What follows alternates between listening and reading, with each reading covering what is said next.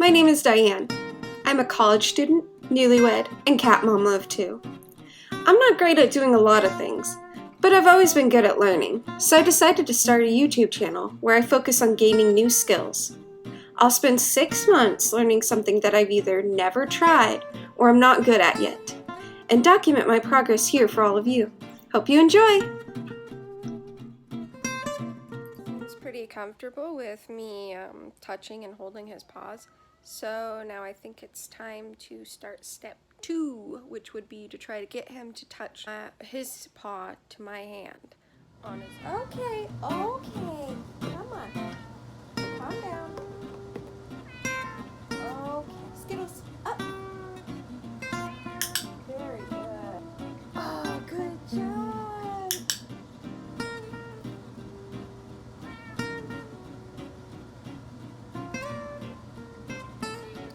Skittles. Oh, good job.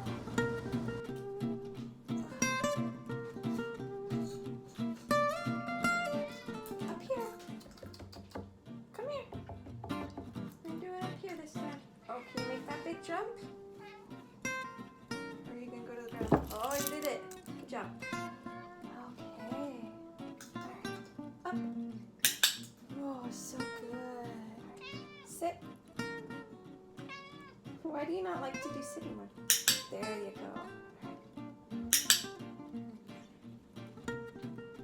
You gotta get your paw in there. Good job.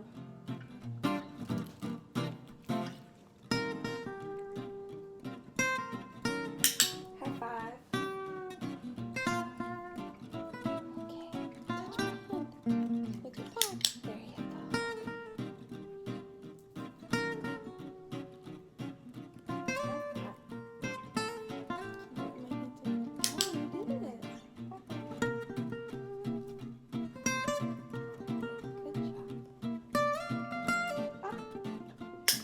Very good. Good job, baby. Skittles, sit. Oh, yeah. Good job. High five. Hey, everyone. I'm using headphones to try and cut down on the noise, but I just wanted to tell you what was going on. So as you can see from the clips, Skittles is progressing pretty well on Hi-5. He'll put his paw on my hand and all that jazz. We just need to get it, lifted up to where he's putting it up here instead of just when I set it down next to his paw, but it's all going great. I mainly wanted to update you guys on something interesting that happened this past week. So I was going to my grandmother's house. She lives only like 5 minutes away from me. And I stopped outside to talk to my aunt and my uncle who were there. And this tiny little kitten just starts walking down the sidewalk. And it didn't really look like it was, going anywhere. It kind of looked like it was just taking a stroll. So I do what I normally do because I love cats. And I kind of lean down and I put my hand forward and I kind of look away slightly because cats, that are strangers don't like direct eye contact, and I go, come here, and it just runs right up to me. And that's when I see that this tiny little kitten is probably only maybe 10 or 11 weeks old.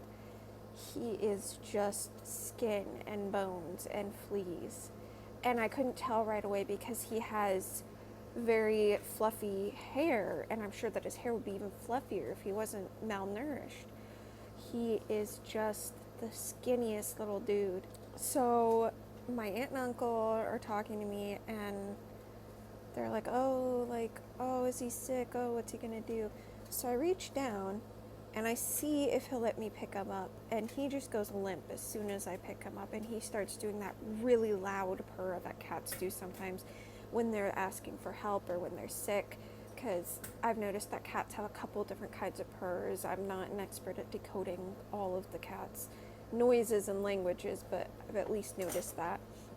And so it's purring really loud, and we bring it over the doorstep, and my grandma brings out a little carrier that she uses for her Pomeranians, and we put dog food. I know dog food's not good for cats, but it was just, you know, for a little snack. I wasn't planning on feeding it a lot of dog food.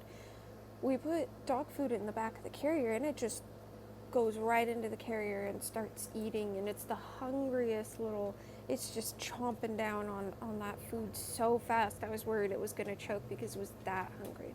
So then I'm like, okay, well, I'm going to bring it home, but we don't need another cat. Like, we don't need to have another cat in our tiny little apartment. So all I'm going to do is give it a shower, get it fed, and then we're either going to bring it to the Humane Society when it's open, or we could possibly find a good home for it ourselves.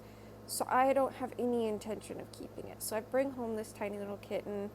Our cats are not too happy about it. They hiss a little bit, but they don't like try and attack him or anything. We keep him in the bathroom for most of the time.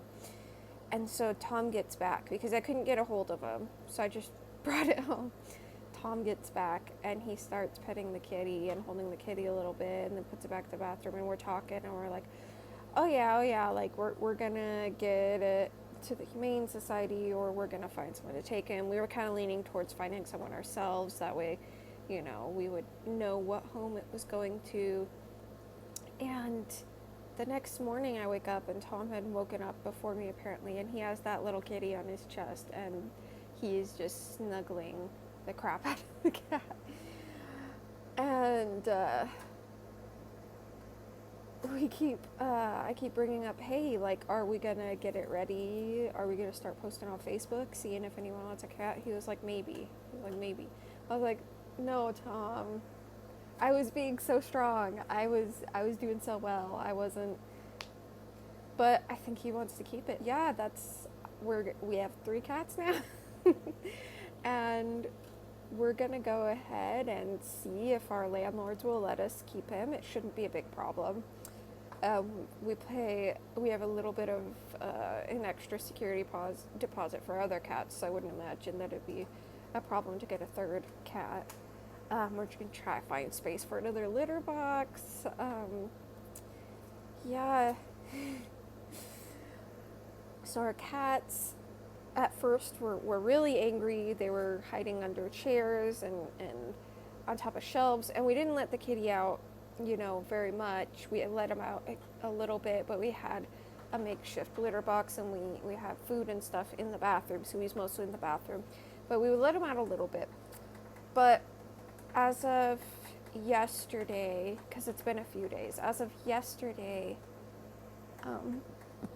Skittles has been tolerating the cat, the little kitty, like sitting next to him, and Divvy is still kind of avoiding the kitty, but he's not, you know, actively running away from the kitty. And the little kitty just really wants to be best friends with Skittles. He just wants that more than anything. So I will show you guys some pictures and some videos of this cat.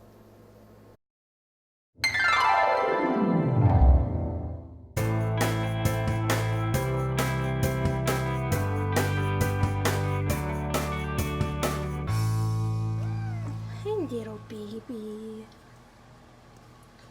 You're so small.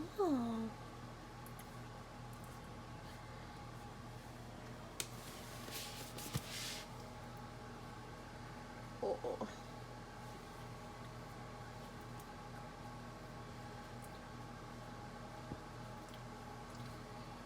Look how tiny you are.